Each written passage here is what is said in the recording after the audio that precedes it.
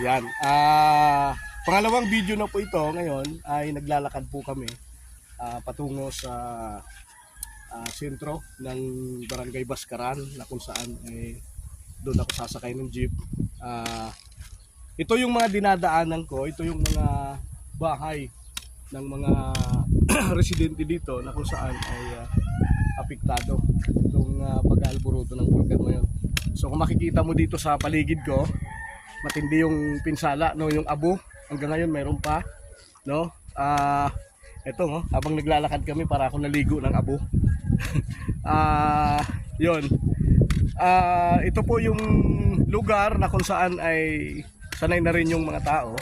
Base sa nakapanayam natin kanina ay sanay na sila sa nangyayari na pag-aalboruto ng bulkan ngayon. So supposed to be itong, ayan, kinukunan namin itong mga dinadaanan namin dito, maging yung mga bahay na medyo may mga kalayuan ng kaunti ay kinukunan namin ito para makita nyo po, no, yung maging itong mayon, no. Yan. Yan po yung bulkan mayon, no. Kinukunan po namin yan para makita nyo yung damage, no, ng perwisyo nitong pag-aalboruto ng mayon. Kaya sa mga concern makakapanood po nito ay pwede nyo pong i-like and share para naman makarating sa pamahalaan at kung ano man po yung tulong na maipaabot sa mga municipality dito, na lalong-lalo na sa mga magsasaka na nakausap natin kanina, yung mga magsasaka na talagang malubhang naapektuhan nito pong pagputok ng bulkan mayon. So yon, nandito kami, kinukunan namin itong mga dinadaanan namin dito.